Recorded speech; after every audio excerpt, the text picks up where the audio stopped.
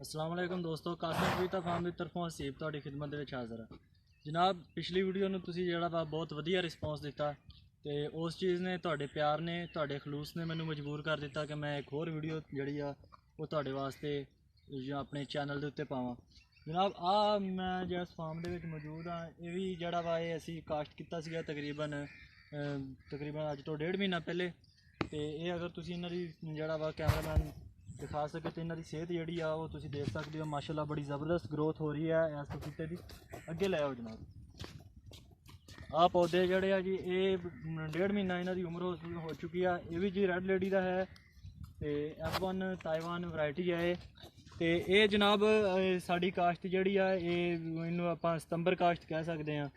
तो सितंबर काश्त का जोड़ा वा वो फायदा ये होंदा वा, इहदा एडवांटेज ये होंदा कि तुसीं जिहड़ी सितंबर काश्त करते हो, तुरे हो जी ਜਿਹੜੀ ਤੁਸੀਂ ਸਤੰਬਰ ਕਾਸ਼ਤ ਕਰਦੇ ਹੋ, ਤੁਹਾਨੂੰ ਇਹਦੇ ਉੱਤੇ ਜਿਹੜਾ ਵਾ ਅੱਗੇ ਜਾ ਕੇ ਟਨਲ ਜਿਹੜਾ ਨਾ ਉਹ ਨਹੀਂ ਪਾਣਾ ਪੈਣਾ। ਮਤਲਬ ਕਿ ਤੁਹਾਡਾ ਛਾਪਰ ਦਾ ਖਰਚਾ, ਤੁਹਾਡਾ ਉਹ ਸਟਿਕ ਦਾ ਖਰਚਾ, ਓਵਰਆਲ ਟਨਲ ਦਾ ਸਾਰਾ ਖਰਚਾ ਜਿਹੜਾ ਵਾ ਉਹ ਬਚ ਜਾਂਦਾ ਵਾ। ਤੇ ਪੌਦਾ ਉਨੀ ਦੇਰ ਨੂੰ ਤਕਰੀਬਨ ਜਦੋਂ ਕੋਰੇ ਦੇ ਚਾਂਸ ਹੁੰਦੇ ਆ, ਮਤਲਬ ਕਿ ਬੇਸਿਕਲੀ ਦਸੰਬਰ ਦੇ ਵਿੱਚ ਜਾਂ ਜਨਵਰੀ ਫਰਵਰੀ 'ਚ ਕੋਰੇ ਦੇ ਚਾਂਸ ਹੁੰਦੇ ਆ, ਉਨੀ ਦੇਰ ਤੱਕ ਪੌਦੇ ਜਿਹੜੇ ਆ ਉਹ ਕੋਰੇ ਦੀ ਵੱਤ ਤੋਂ ਨਿਕਲ ਜਾਂਦੇ ਆ। ਪੌਦੇ ਜਿਹੜੇ ਉਹ ਆਪਣੇ ਆਪ ਨੂੰ ਸੰਭਾਲ ਜਾਂਦੇ ਆ, ਉਹਨਾਂ ਦੇ ਮੁੱਢ ਜਿਹੜੇ ਆ ਉਹ ਮਜ਼ਬੂਤ ਹੋ ਜਾਂਦੇ ਆ।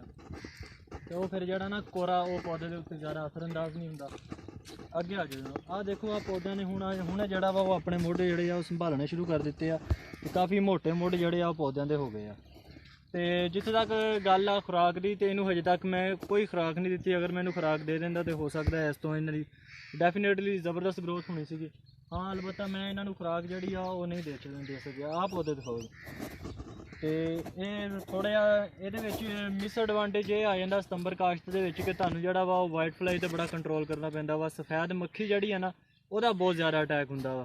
ਉਹਦੇ ਵਾਸਤੇ ਤੁਹਾਨੂੰ ਜਿਹੜਾ ਵਾ ਇੱਕ ਦਿਨ ਛੱਡ ਕੇ ਇੱਕ ਦਿਨ ਬਾਅਦ, ਮਤਲਬ ਕਿ ਹਰ ਦੂਸਰੇ ਦਿਨ ਬਾਅਦ ਕੋਈ ਨਾ ਕੋਈ ਸਪਰੇ ਪਾਇਰੀਫਾਸ ਹੋ ਗਈ, ਹੋਰ ਮੋਮੈਂਟੋ ਹੋ ਗਈ, ਜਾਂ ਹੋਰ ਕਨਫੀਡੋਰ ਵਗੈਰਾ ਜਿਹੜੀਆਂ ਵਾ ਉਹ ਰਿਪੀਟ ਕਰਨੀਆਂ ਪੈਂਦੀਆਂ ਵਾ। ਅਮੀਡਾ ਵੀ ਤੁਸੀਂ ਇਸਤੇਮਾਲ ਕਰ ਸਕਦੇ ਹੋ ਇਹਦੇ ਵਾਸਤੇ।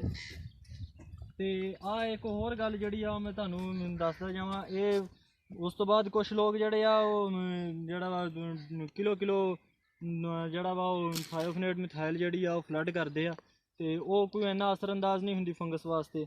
ਉਹਦੇ ਵਾਸਤੇ ਤੁਸੀਂ ਇੱਦਾਂ ਕਰ ਸਕਦੇ ਹੋ ਕਿ ਆਹ ਪੌਦਾ ਨਾ ਇਹਦੇ ਲਾਗੇ ਜਿਹੜਾ ਵਾ ਉਹ ਟੋਈ ਬਣਾ ਲਓ ਛੋਟੀ ਜੀ, ਲਾਗੇ ਕਰਕੇ ਆਪ ਕਲੋਜ਼ ਕਰਕੇ ਦਿਖਾਓ। ਆਹ ਤੁਸੀਂ ਇਹਦਾ ਨਾ ਛੋਟੀ ਜਿਹੀ ਟੋਈ ਬਣਾ ਲੈਂਦੇ ਹੋ।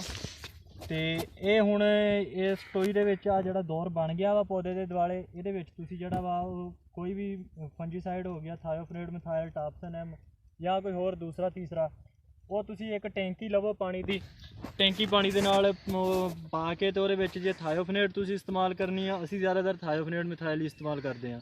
ਉਹ ਤੁਸੀਂ 100 ਗ੍ਰਾਮ ਜਿਹੜੀ ਆ ਉਹ ਟੈਂਕੀ ਦੇ ਵਿੱਚ ਪਾ ਲਓ ਤੇ ਇਹਦੇ ਜਿਹੜਾ ਨਾ ਉਹ ਮੁੱਢਾਂ ਦੇ ਵਿੱਚ ਡੋਲ ਦੇਵੋ। ਇਹਨੂੰ ਵੀ ਪੌਦੇ ਨੂੰ ਵੀ ਚੰਗੀ ਤਰ੍ਹਾਂ ਨਵਾ ਦੇਵੋ ਤੇ ਇਹਦੇ ਮੁੱਢ ਦੇ ਵਿੱਚ ਤਕਰੀਬਨ ਗਲਾਸ ਇੱਕ ਡੋਲ ਦੇਵੋ।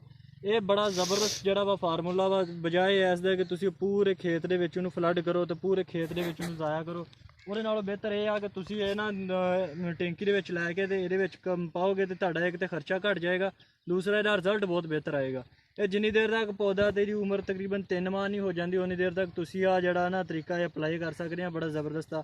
ਹਾਂ ਜਦੋਂ ਪੌਦਾ 3 ਮਾਹ ਤੋਂ ਬੜਾ ਹੋ ਜਾਂਦਾ ਫਿਰ ਤੁਸੀਂ ਇਹ ਤਰੀਕਾ ਅਪਲਾਈ ਨਹੀਂ ਕਰ ਸਕਦੇ, ਕਿਉਂਕਿ ਇਹ ਜਿਹੜੀ ਹੁੰਦੀ ਆ ਇਹ ਥਾਇਓਫਨੇਟ ਇਹ ਫਿਰ ਮੁੱਢ ਦੇ ਵਿੱਚ ਪੈਣੀ ਆ, ਕੋਈ ਵੀ ਫੰਜੀਸਾਈਡ ਹੋ ਗਿਆ, ਜਦਕਿ ਪੌਦੇ ਦੀਆਂ ਜੜ੍ਹਾਂ ਦਾ ਫੈਲਾਓ ਹੋ ਜਾਂਦਾ ਵਾ ਖੇਤ ਦੇ ਵਿੱਚ, ਤੇ ਉਹ ਕਿਸੇ ਹੋਰ ਜੜ੍ਹ ਨੂੰ ਦੂਸਰੀ ਤੀਸਰੀ ਨੂੰ ਅਗਰ ਫੰਗਸ ਲੱਗਦੀ ਆ ਜਿਹੜੀ ਰੇਂਜ ਤੋਂ ਦੂਰ ਆ, ਤੇ ਉਹ ਫਿਰ ਜਿਹੜੀ ਆ ਫੰਜੀਸਾਈਡ ਜਿਹੜਾ ਵਾ ਉਹਨੂੰ ਕਵਰ ਨਹੀਂ ਕਰ ਸਕੇਗਾ।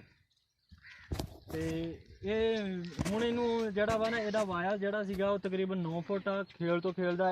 ਇਸ ਪੌਦੇ ਤੋਂ ਲੱਗ ਕੇ ਉਸ ਪੌਦੇ ਤੱਕ ਦਾ ਫਾਸਲਾ ਜਿਹੜਾ ਵਾ ਉਹ ਤਕਰੀਬਨ 9 ਫੁੱਟ, ਤੇ ਪੌਦੇ ਤੋਂ ਪੌਦੇ ਦਾ ਫਾਸਲਾ ਅਸੀਂ ਜਿਹੜਾ ਵਾ ਉਹ 5 ਫੁੱਟ ਰੱਖਿਆ। ਇਸ ਤਰੀਕੇ ਦੇ ਨਾਲ ਇਹਦੇ ਵਿੱਚ ਜਿਹੜਾ ਹੈ ਨਾ ਉਹ ਤਕਰੀਬਨ 1000 ਪੌਦਾ ਜਿਹੜਾ ਵਾ ਉਹ ਲੱਗ ਜਾਂਦਾ। ਤੇ ਇੱਧਰਲੇ ਪਾਸੇ ਅਗਰ ਤੁਸੀਂ ਮੱਥੇ ਵੱਲ ਨੂੰ ਆਓ ਤੇ ਅਸਾਂ ਜਿਹੜਾ ਹੈ ਨਾ ਉਹ ਕਾਟਨ ਪਲੰਟਰ ਇਸਤੇਮਾਲ ਕਰੀਦਾ ਵਾ। ਇਸ ਤਰੀਕੇ ਦੇ ਨਾਲ ਜਿਹੜੀਆਂ ਖੇਲਾਂ ਬਣਦੀਆਂ ਨਾ, ਇਹ ਇਸ ਖੇਲ ਤੋਂ ਉਸ ਖੇਲ ਤੱਕ ਦਾ ਫਾਸਲਾ ਜਿਹੜਾ ਵਾ ਉਹ 9 ਫੁੱਟ ਬਣ ਜਾਂਦਾ ਵਾ, ਅਗਰ ਦੋਵਾਂ ਦੇ ਜਿਹੜਾ ਹੈ ਵਾ ਉਹ ਸੱਜੀ ਸਾਈਡ 'ਤੇ ਪੌਦੇ ਲਗਾਏ ਜਾਣ ਤੇ ਸੱਜੇ ਕਿਨਾਰੇ ਦੇ ਉੱਤੇ। ਠੀਕ ਹੋ ਗਿਆ।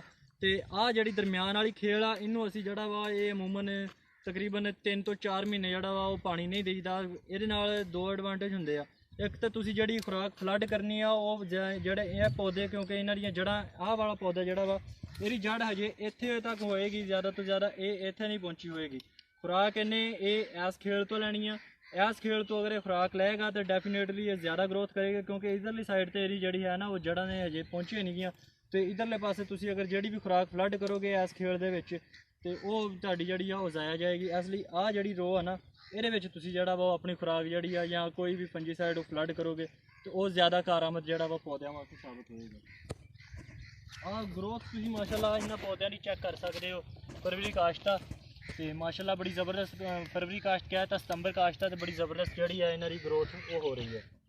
ਆ ਜੋ ਫਿਰ ਫਰਵਰੀ ਕਾਸ਼ਤ ਦਾ ਐਡਵਾਂਟੇਜ ਇਹ ਆ, ਇਹਦਾ ਸਤੰਬਰ ਕਾਸ਼ਤ ਦਾ ਐਡਵਾਂਟੇਜ ਇਹ ਆ, ਇਹਦਾ ਫਰੂਟ ਜਿਹੜਾ ਵਾ ਉਹ ਮਾਰਕੀਟ 'ਚ ਬੜੇ ਟਾਈਮ ਨਾਲ ਆਉਂਦਾ ਵਾ। ਇਹ ਸਾਡੇ ਅੰਦਾਜ਼ੇ ਦੇ ਮੁਤਾਬਕ ਜੁਲਾਈ ਦੇ ਵਿੱਚ ਜਿਹੜਾ ਵਾ ਇਹਦਾ ਫਰੂਟ ਉਹ ਮਾਰਕੀਟ 'ਚ ਆ ਜਾਏਗਾ। ਤੇ ਪਹਿਲਾ ਫਰੂਟ ਜਿਹੜਾ ਹੁੰਦਾ ਵਾ ਪਪੀਤੇ ਦਾ ਖਾਸ ਤੌਰ ਤੇ ਉਹ ਮੋਟਾ ਫਰੂਟ ਹੁੰਦਾ ਵਾ ਤੇ ਅੱਛਾ ਰੇਟ ਜਿਹੜਾ ਵਾ ਉਹਦਾ ਮਾਰਕੀਟ 'ਚੋਂ ਮਿਲਦਾ। ਤੇ ਉਹ ਇਸ ਵਜ੍ਹਾ ਤੋਂ ਇਹਦਾ ਇਹ ਵੀ ਐਡਵਾਂਟੇਜ ਹੈ ਕਿ ਇੱਕ ਤੇ ਜੂਨ ਜੁਲਾਈ ਦੇ ਵਿੱਚ ਡਿਮਾਂਡ ਬਹੁਤ ਜ਼ਿਆਦਾ ਹੁੰਦੀ ਆ ਪਪੀਤੇ ਦੀ ਮਾਰਕੀਟ ਦੇ ਵਿੱਚ, ਤੇ ਦੂਸਰਾ ਇਹ ਹੁੰਦਾ ਵਾ ਕਿ ਤੁਹਾਡਾ ਫਰੂਟ ਜਿਹੜਾ ਵਾ ਉਹ ਸਿਹਤਮੰਦ ਹੁੰਦਾ।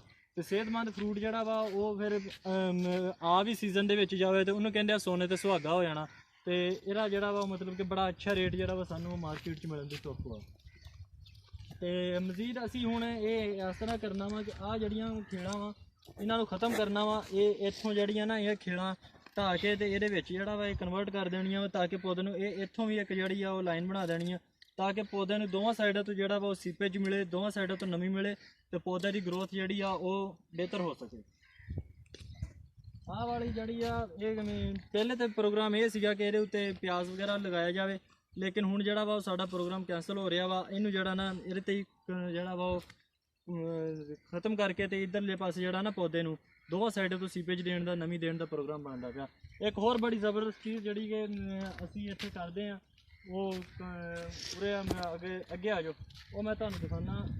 वो जनाब एक हौदी बनी हुई है वो सामने पासे अगर तुसीं देख सको तो वो हौदी बनी हुई है। ये हौदी अमूमन लोग जिहड़े आ ड्रम वगैरह इस्तेमाल करदे आ खादां वगैरह फ्लड करन लई। तो जो भी पानी की वारी आनी है उन्होंने वो जी जरा वा ड्रम लैके जाना वा ਉਹਦੇ ਵਿੱਚ ਜਿਹੜਾ ਵਾ ਉਹ ਆਪਣੀ ਉਹ ਖੁਰਾਕ ਵਗੈਰਾ ਜਿਹੜੀ ਆ ਉਹ ਖਾਦ ਵਗੈਰਾ ਉਹਨੂੰ ਪਾਣਾ ਵਾ ਉਹਨੂੰ ਭਰਨਾ ਵਾ ਡਰਮ ਨੂੰ ਉਹਨੂੰ ਫਲੱਡ ਕਰਨਾ। ਉਹ ਸਾਰੇ ਕੰਮਾਂ ਤੋਂ ਬਚਣ ਵਾਸਤੇ ਹਰ ਏਕੜ ਦੇ ਜਿਹੜਾ ਵਾ ਸਟਾਰਟ ਦੇ ਵਿੱਚ ਇੱਕ ਹੌਦੀ ਬਣਾ ਦਿੱਤੀ ਗਈ ਆ। ਉਹ ਫਿਰ ਜਦੋਂ ਵੀ ਪਾਣੀ ਦੀ ਵਾਰੀ ਹੁੰਦੀ ਆ ਉਹ ਆਈਦਾ ਵਾ ਆਣ ਕੇ ਖਾਦ ਦੀ ਬੋਰੀ ਜਿਹੜੀ ਆ ਉਹ ਉਸ ਹੌਦੀ ਦੇ ਵਿੱਚ ਸੁੱਟੀ ਦੀ ਆ। ਜਿਹੜਾ ਉਹਨੂੰ ਕਹਿ ਲਓ ਕਿ ਟੈਂਕੀ ਕਹਿ ਲਓ ਪਾਣੀ ਦੀ ਉਹਦੇ ਵਿੱਚ ਪਾ ਕੇ ਤੇ ਉਹਨੂੰ ਜਿਹੜਾ ਵਾ ਟਾਈਮ ਤੋਂ ਰੱਖ ਦਈਦਾ ਵਾ 3-4 ਘੰਟੇ ਕਬਲ। फिर वो जड़ा वा खाद उन्नी देर तक पानी दे विच हल हो जाती है। बाद जो पानी लगाना हुंदा वा खेतां नूं ते उहदे नाल थोड़ा थोड़ा छड्ड दईदा वा वो पूरे खेत दे विच जड़ा वा खाद फ्लड हो जाती है। खाद फ्लड करन दा ते खाद नूं वैसे केरन दे विच बड़ा फर्क पै जांदा वा। तुसीं अगर खाद नूं वैसे सिੱਟਦੇ हो मतलब कि कुछ खादां हुंदियां जिवें DAP पा लो इन्हें देर बाद असर करना हुंदा वा। तुसीं DAP भर के पौदिਆਂ ਦੇ ਕੋਲ ਸਿੱਟੀ ਜਾਓਗੇ ਉਹਦਾ ਜਿਹੜਾ ਹੈ ਵਾ ਉਹ ਇਹ ਆ ਵੀ ਕੁਛ ਜਿਹੜੀ ਖਾਦ ਆ ਉਹ ਲੱਗ ਜਾਏਗੀ ਕੁਛ ਜਿਹੜੀ ਆ ਧੁੱਪ ਦੇ ਨਾਲ ਜ਼ਾਇਆ ਹੋਏਗੀ। ਜਦ ਕਿ ਇਸ ਤਰ੍ਹਾਂ ਅਗਰ ਤੁਸੀਂ ਕਰਦੇ ਹੋ ਉਹਦਾ ਫਾਇਦਾ ਇਹ ਹੁੰਦਾ ਵਾ